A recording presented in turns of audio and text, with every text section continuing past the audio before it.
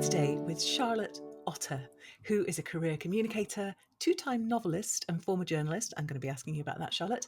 And her new book, We Need New Leaders, Mastering Reputation Management to Reshape the C-Suite, is grounded in her experience observing and working with global leadership at the closest quarters, as well as her original research for her MSc in Change Leadership from HEC Paris. It's both a handbook and a manifesto for change at the leadership level. So first of all, welcome, Charlotte. It's great to have you here. And tell us about the book. Oh, it's lovely to be here. Yeah, I'm very passionate about we need new leaders and the themes around it. And for me, it really sits at the intersection of diversity, leadership, and reputation, which is an unusual combination of topics. But what I came to realize through my career, through the thesis, was that maybe there are tools in the reputation management tool set that can really help diverse leaders gain those leadership roles that they really dream to have. Well, let's go back and just think about reputation management a bit more, because I think this is something that if you're not a career communicator, perhaps hasn't been so on your radar as part of the leadership toolkit. So what is reputation management and why does it matter so much? Well, we all have reputations, whether we like it or not. They're attached to us almost like our shadows. But it's incredibly important in corporate, particularly if you're looking to climb up a career ladder or you want to change jobs, or even if you've lost a job. Having a reputation is kind of a ticket to the next thing. And it's a combination of the stories that you tell about yourself, your behaviors, and those two must match. It's a reputational gap and a trust gap if your words and your behaviors don't match. And then the networks that you use. Mm. And those networks can be social media, but they can also be, your in-person networks and where you show up as a human being. And the challenge with reputation and the difference from personal brand is that it's not only what you say about yourself, it's what other people say about you. And this has been tacit under the waterline for so many people, hasn't? And I think it's also been an area that I know certainly typically women tend not to focus so much on building those networks, and that they just tend to get on with doing the job and think that they'll be rewarded for that. But it's a real blind spot, I think, isn't it? If you haven't been putting the work into that very deliberate, thoughtful reputation management, that it is going to come back and bite you. Yeah, it's absolutely a blind spot. So, doing the work is only half the job, particularly for women or candidates from diverse backgrounds or with diverse identities, because no one's going to be doing it for you. Yeah. The current networks tend to be self-referential, so they support and lift up, those who are similar to them. And so people who come from diverse backgrounds or from underrepresented minorities kind of have to lean on themselves. And that's why the tools of reputation management are really useful. And how did this show up in the research that you did for your MSc? Well, the research that I did was the thesis was how CEOs and heads of comms build trust to manage and mitigate reputational risk. So I was thinking a lot about reputational risk. I was thinking about CEO reputation. I was thinking about company reputation. I was thinking about the role of the head of comms as an ally to leaders who wish to build their reputation. And the two are so intertwined: CEO leadership reputation and company reputation, as we've seen recently Mm. with Elon Musk. Um, you know, Whatever has happened in the US in politics has completely tanked Tesla sales in Europe. So it may be different for him in the USA, but certainly in Europe, so it's such a clear connection. Mm. So communicators are invested in helping leaders build their reputations. I did it for 12 years as an executive communicator. And so when I finished the thesis, I was thinking to myself, but my passion is diversity. My passion is getting the right leaders in the room. Is there something in this thesis that Or is there something from what I've learned that can really help leaders from diverse backgrounds? And that's where you came in, Alison. Mm.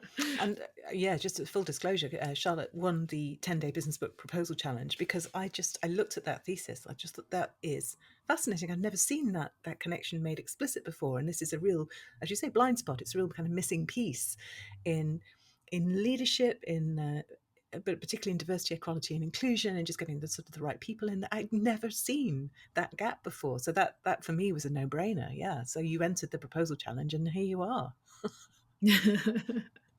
A year later, with a book ready to sell. But how did that process change how you thought about the book? Because you had that very clear idea, the vision for naming the gap and providing resources so people could fill it. But when you came in with that idea, just talk us through what changed for you as you went through that challenge. Yeah, I mean, the challenge was incredibly useful in terms of helping me to build a structure, but also to think about the marketing, which is the process that I'm in now. Um, and thinking about the marketing made me think about the audiences, and think about the audiences made me think, okay, who do I need to be interviewing? So I realized that I didn't want to write a book that only focused on gender and racial diversity, that I wanted as broad a spectrum of diversities as I could find. So I interviewed leaders who are neurodiverse. I interviewed one leader who had been running a PR agency for 20 years and had just got an ADHD diagnosis. I interviewed a non-binary leader. I interviewed somebody who had a trans woman who'd been a CEO of multiple companies as a man, who is now a board member as a woman. People with, physical diversities. I just wanted to keep it as broad as possible and not tie myself to one specific form of diversity. And so that was such a beautiful process for me because I got to meet such amazing people who Wow. were so generous with their time. And every time I interviewed somebody, I said, is there anyone you think I should talk to? And so it had a network effect for me. My network grew with these generous, amazing, thoughtful people. It's such a golden question, isn't it? Who should I talk to about this? I think I may have said it to you, but it's one of the things that I always talk to people in the boot camp about. It's a golden question because you don't know what you don't know, and you don't know the people that you don't know that you should be speaking to. But there's a good chance that the person you're speaking to can connect you to somebody who's going to unlock a whole new area of insight for you. So, oh, Yeah, that's really good to hear. yeah. It was magical. And, those people are kind of showing up for me now. I've started a podcast. They're coming on as podcast guests, and so the relationships are deepening, which is truly lovely. That is wonderful. And it's one of the great reasons for writing a book, isn't it? It's just not just about the book, it's about the relationships, the conversations you have, the network around it, all the activity. That's so Mm, exciting. And when I was looking at your proposal and evaluating it against what was a very, very strong cohort, one of the things that really stood out to me was that you have delivered as a writer before. You've written fiction and you've also been a journalist. So there's something that was reassuring to me about the fact that you knew the craft of writing and that you could deliver it. I'm really interested now, looking back, in what you found similar, what you found different. Was it a benefit? Was it actually a disbenefit? How does it relate, writing a business book, to those other forms of writing? yeah, so I've thought about this a lot, and writing novels is quite a lonely process. You're alone in your head with some characters you made up. And you've really got no idea for quite a long time if it's going to fly, because with a novel you don't show anybody your first draft. You've really got to refine it. I think the first time I had a beta reader for my novel was draft 4. Wow, And that person said to me, this book should not be in the first person, it should be in the third person. that's a lot of rewriting. I was a complete rewrite. So I think with fiction, I got to a sense of comfort with my drafts quite quickly, but also just that sense of this is a community effort. I didn't feel alone. All those interviewees, the group of writers that you've built at Practical Inspiration Publishing, my various beta readers, my endorsers, my community, my family and friends, it just felt much more of a team effort and Mm. far less lonely.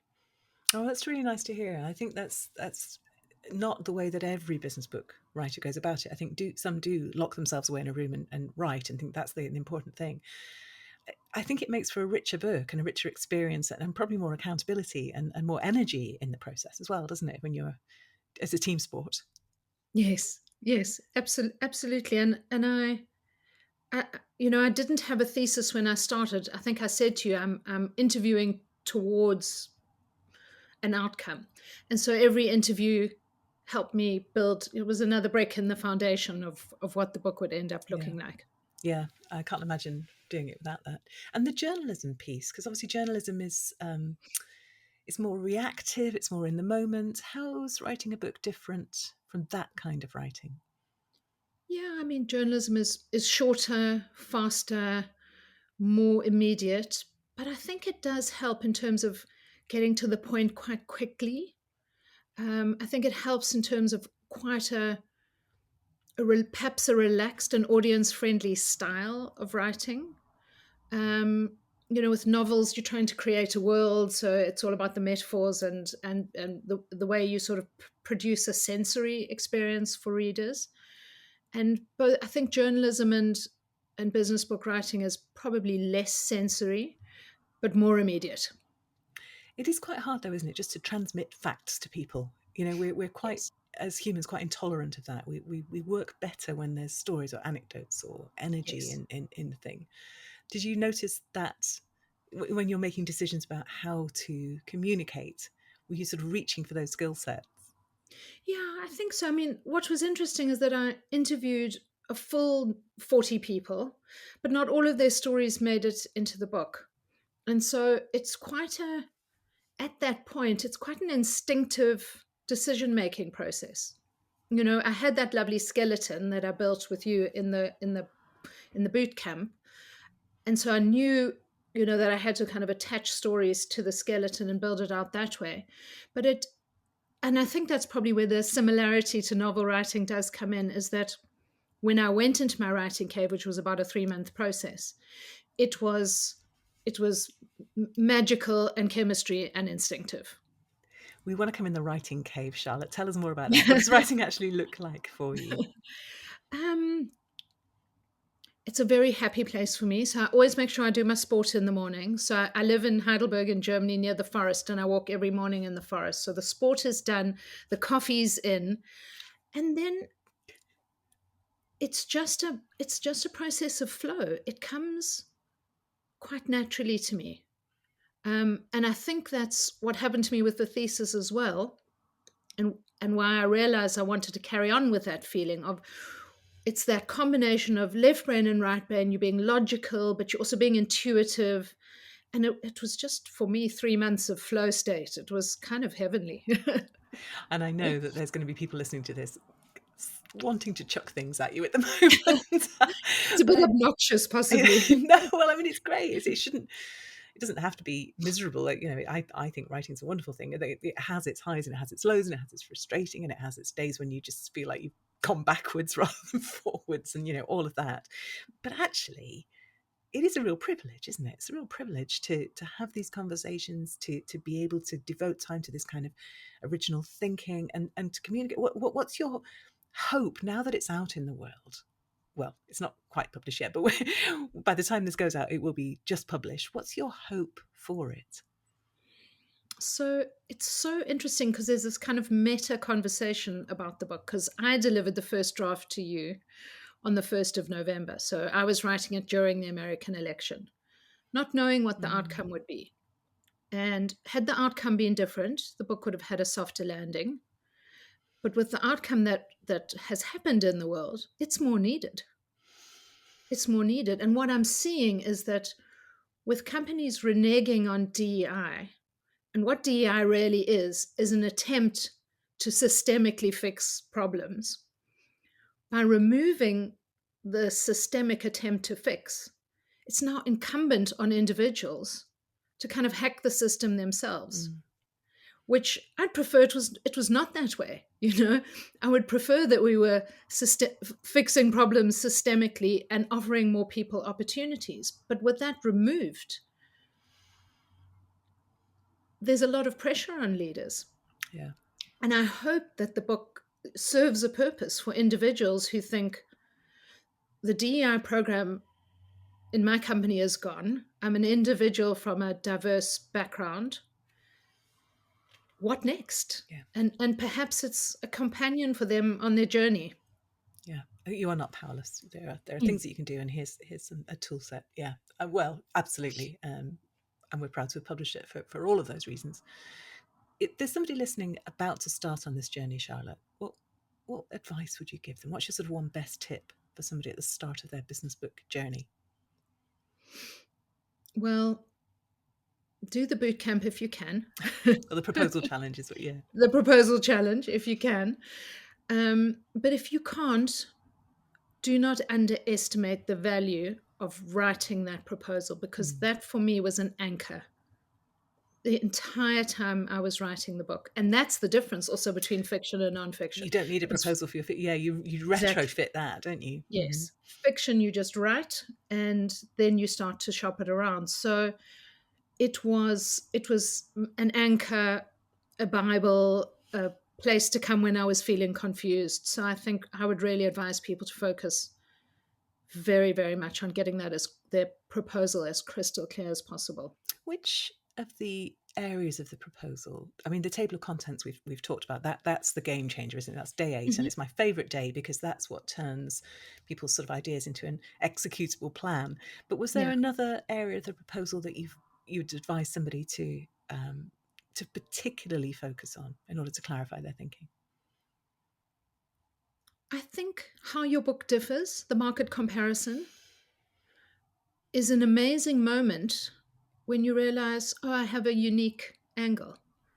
I've got a niche. Mm. There are lots of books that are similar, and all the books that I put into my market comparison are books I lent on and have quoted while writing the book.